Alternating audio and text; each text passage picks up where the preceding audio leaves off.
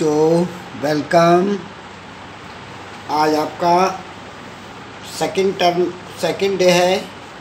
Chapter number आपका घर्षण बल है।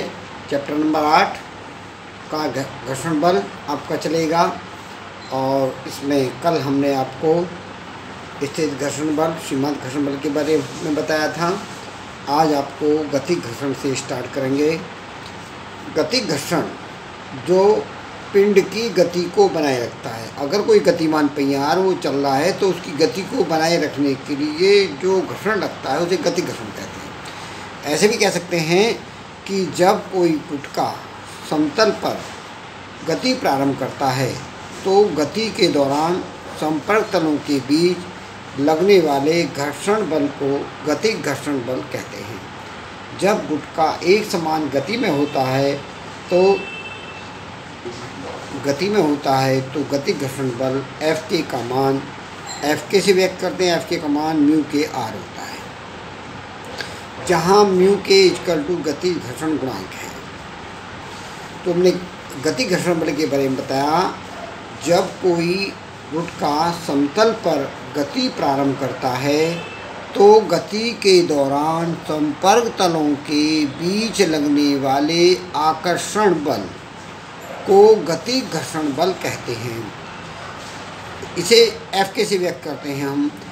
बल को गतिक घर्षण बल कहते हैं जब गुटका एक समान गति में होता है तो गतिक घर्षण बल का मान एफ के बराबर म्यू के इंटू आर होता है, जहाँ म्यू के गतिक घर्षण गुणांक है। इसके बाद अब इसमें जो अगला पॉइंट है वो घर्षण कोण है। घर्षण कोण क्या होता है कि जो हमारा सीमांत घर्षण बल की अवस्था में सीमांत घर्षण बल तथा अभिलंब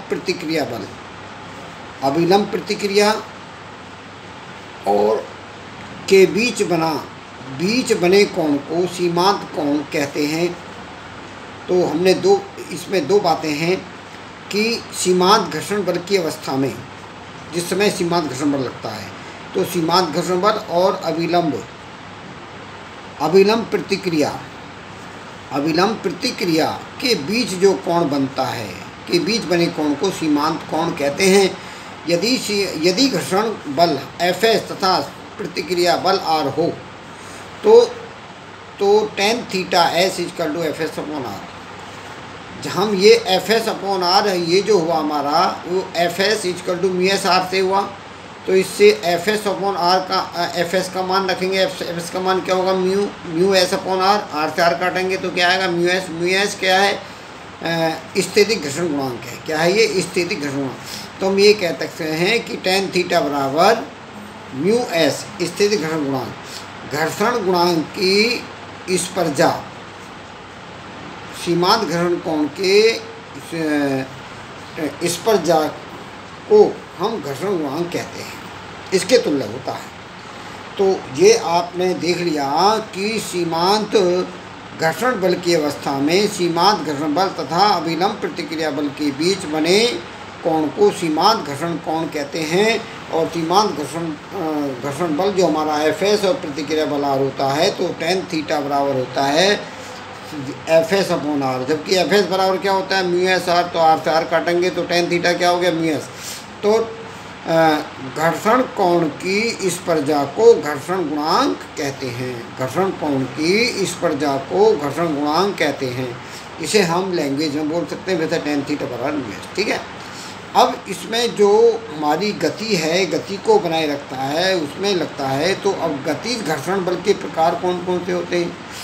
गतिक घर्षण बल प्राय दो प्रकार का होता है। एक तो हमारा सर्पिल घर्षण बल होता है और दूसरा लौटनिक घर्षण बल होता है। तो गतिक घर्षण बल जो हम बता रहे थे ये दो प्रकार का बताया हमने, सर्पिल घर्षण बल और लौटनिक घर्षण बल। सर्पिल घर्षण बल में हम ये कहेंगे जब कोई पिंड किसी तल पर सरकता है तो उसके संपर्क तलों के बीच लगने वाले घर्षण को सर्पिल घर्षण कहते हैं। तो क्या बताया? जब कोई पिंड किसी तल पर सरकता है, लुढ़कता नहीं, चलता नहीं, सरकता है तो संपर्क तलों के बीच लगने वाले घर्षण को सर्पी घर्षण कहते हैं। दूसरा लौटने घर्षण, जब कोई बेलन किसी तल पर लुढ़कता है तो लुढ़कने के दौरान जो घर्षण लगता है उसे लौटने घर्षण बल कहते हैं। ये आगे हम दिखाएंगे। अब इसमें आपको क्या क्या करना है, देखिए एक तो मैंने आपको ये बता दिया कि इसमें होमवर्क आपको तैयार करना है।